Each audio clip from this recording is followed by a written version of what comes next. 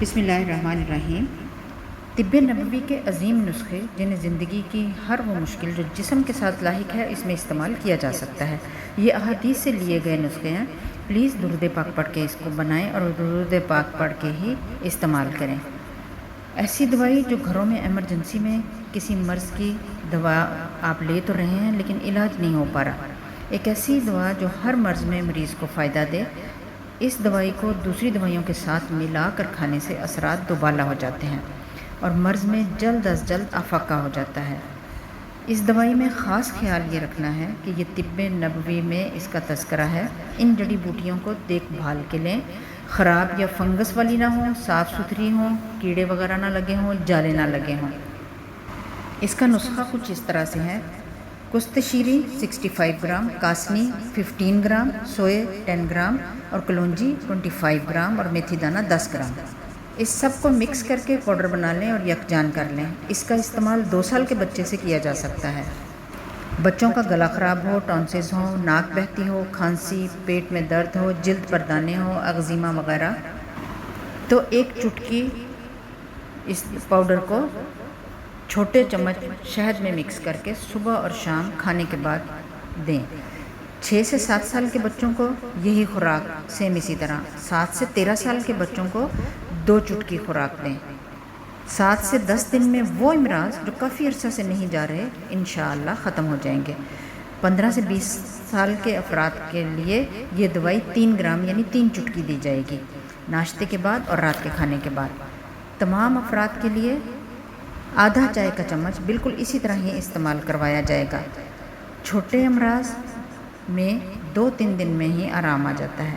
Sugar level کو بہتر رکھے گی، جگر کے امراض میں بھی کام کرے گی۔ تلی بڑھ گئی ہو تو اس کو واپس لانے میں بہت اچھی دوا ہے۔ گردوں میں انفیکشن ہے اور دوائی کھا کھا کے پریشان ہو گئے ہیں، اس کے ساتھ اس دوائی کو شامل کریں اور آدھا چمچ سیم اسی طرح صبح اور شام کھائیں۔ بڑے امراض میں کم از کم 1 مہینہ تک استعمال کریں۔ کینسر میں اس کا استعمال بہت اہم ہے۔ کیمیو تھراپی کے بعد اس کا کورس کر لیں، انشاءاللہ بہت فائدہ ہوگا۔ آنتوں کے نظام کو بہترین کر دیتی ہے اور آنتوں کا نظام سب کا مختلف ہوتا ہے، کسی کو قبض ہے، کسی کو لوز موشن ہے۔ ایسے میں اس نسخے کے ساتھ سنا مکی کے پتوں کو بھی 10 گرام شامل کر لیں، انشاءاللہ آنتیں صاف ہوں گی۔ 3 سے 4 دن میں پیٹ صاف ہو جائے گا اور خون کے امراض میں بھی یہ نسخہ بہت فائدے کا حامل ہے۔ چہرے کا رنگ صاف، بالوں کا گرنا بند، خون بہنے کا عمل بہتر۔ خواتین کے اندرونی امراض کے لیے بھی یہ نسخہ کارآمد ہے۔ اگر ٹیومر ہے تو 1 چائے کا چمچ صبح ناشتے کے بعد اور رات کھانے کے بعد کھائیں، اور اگر خون آ رہا ہے تو اسی نسخے میں مہندی کے پتے 30 گرام شامل کر لیں۔ جیسے بواسیر میں دانتوں سے کہیں سے خون آ رہا ہو تو یہ آنا بند ہو جائے گا، اور عادتاً اگر نکسیر کا خون آتا ہے تو وہ بھی بہترین اس کے لیے یہ نسخہ ہے۔ اور اگر اندرونی کوئی بلیڈنگ ہو رہی ہے تو اس کے لیے بھی یہ بہترین ثابت ہوتا ہے۔ الحمدللہ ایسی مفید ادویات ہمیں احادیث سے ہی ملتی ہیں، جس کو دنیا میں لا علاج امراض میں کئی جگہوں پہ استعمال کیا جا رہا ہے۔ پوری دنیا میں اس کو مختلف دوائیوں میں استعمال کیا جاتا ہے۔ میڈیکل سائنس حیران ہے کہ یہ کیسی میجیکل کرشماتی جڑی بوٹیاں ہیں۔ اللہ تعالیٰ نے رسول اللہ صلی اللہ علیہ وسلم کو بہت سے کرشمے عطا کیے ہیں، یہ بھی بہت بڑا کرشمہ اور معجزہ ہے جو طب نبوی سے ہے۔